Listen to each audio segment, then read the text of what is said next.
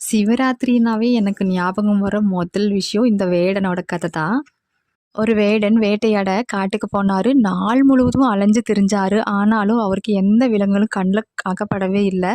பசியால வாடும் தன் குடும்பத்த பத்தி யோசிச்சாரு.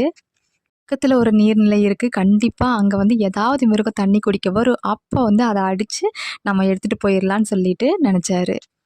சின்னதா ஒரு பாத்திரத்துல கொஞ்சமா தண்ணி எடுத்துட்டு மரத்துல ஏறி உட்காந்துட்டாரு. அந்த மரம் வில்வ மரம்ன்ட்டு அவருக்கு தெரியாது. அதன் கீழ ஒரு சிவலிங்கம் இருக்குங்கிற விஷயமும் அவருக்கு தெரியாது.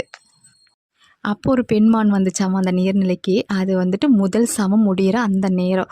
மானை கண்ட உடனே வேடன் என்ன செஞ்சாரு, வில்லுல அம்ப பூட்டினாரு. அந்த அசைவில் ஒரு வில்வ இலையும் கொஞ்சம் தண்ணீரும் மரத்திலிருந்து கீழே சிவலிங்கத்தின் மீது விழுந்தது. வேடன் தன்னை தான் குறி வைக்கிறாங்க அப்படின்னு சொல்லிட்டு உடனே மான் திரும்பி பார்த்து, வேடனே என்னோட குட்டிகள்லாம் எனக்காக காத்துட்ருக்கு, எனக்கு கொஞ்சம் அவகாசம் கொடு, நான் போய் என் வீட்டில் சொல்லிட்டு வந்துட்டு கண்டிப்பாக நான் வருவேன் அப்படின்னு சொல்லிட்டு வாக்கும் கொடுத்துட்டு ஓடுது. அந்த மானை எதிர்பார்த்து தூங்காமலே காத்து கொண்டிருந்தார் அந்த வேடன்.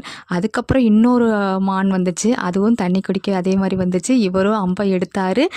வில்வயலையும் தண்ணீரும் மீண்டும் லிங்கத்தின் மீது விழுகுது. 2வது சாமம் முடியும் நேரம். மீண்டும் அதே மாதிரி அந்த மானும் சொல்லிச்சு, எனக்காக என் வீட்டில் எல்லாரும் காத்துட்ருப்பாங்க, நான் போய் அவங்ககிட்டலாம் சொல்லிட்டு கண்டிப்பாக நான் வரேன்னு சொல்லிட்டு அந்த மானும் ஓடுது. அதன் பிறகு 3ஆம் சாமம் முடியும் வேளையில் ஒரு ஆண்மான் வந்துச்சு. அதை கண்ட உடனே வேலன் வில்லையும் அம்பையும் எடுத்தார். அந்த அசைவில் மீண்டும் இலைகளும் அந்த தண்ணீரும் சிவலிங்கத்தின் மீது விழுகுது.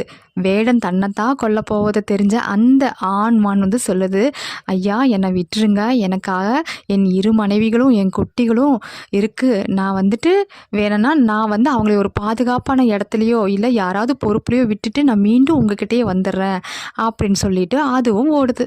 கடைசியில் 3 மான்களும் விவாதிச்சுட்டு சரி 3 பேருமே போகலான்னு முடிவு பண்ணிட்டாங்க. நீங்கள் இல்லாமல் நாங்கள் எதுக்குன்னு சொல்லிட்டு அந்த குட்டிகளும் சேர்ந்து போச்சு. அப்போது நிறைய கும்பலாக வரும்போது உடனே வேடனுக்கு ரொம்ப சந்தோஷமாக போயிடுச்சு, இன்றைக்கி சரியான வேட்டை தான் அப்படின்னு சொல்லி.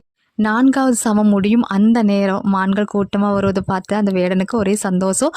அதே மாதிரி வில்லையும் அம்பையும் எடுக்கிறாரு. அப்போ பார்த்திங்கன்னா மீண்டும் சிவலிங்கத்தின் மீது தண்ணீரும் வில்வவிலையும் விழுகுது. 4 சாமங்களிலும் அவரையும் அறியாமல் சிவலிங்கத்துக்கு அவர் பூஜை செஞ்சுருக்காரு. அந்த வேடனுக்கு பூஜைகளோ புனஸ்காரங்களோ எதுவுமே தெரியாது. அவரையும் அறியாமல் செஞ்ச அந்த தூக்கம் இல்லாமல் செஞ்ச அந்த பூஜையின் காரணமாக சிவனருளும் கிட்டி அவருக்கு ஞானமும் பிறந்தது. சிவபெருமானும் அவருக்கு காட்சி கொடுத்தாரு. தெரியாமல் செஞ்ச ஒரு விஷயத்துக்கே சிவபெருமான் எவ்வளோ பெரிய அருளை கொடுத்துருக்காரு. அப்போ நம்ம தெரிஞ்சு ஒரு விஷயம் செஞ்சு விரதம் இருந்து அவரை வழிபட்டால் எவ்வளவு நன்மைகள் அவர் நமக்கு தருவார்.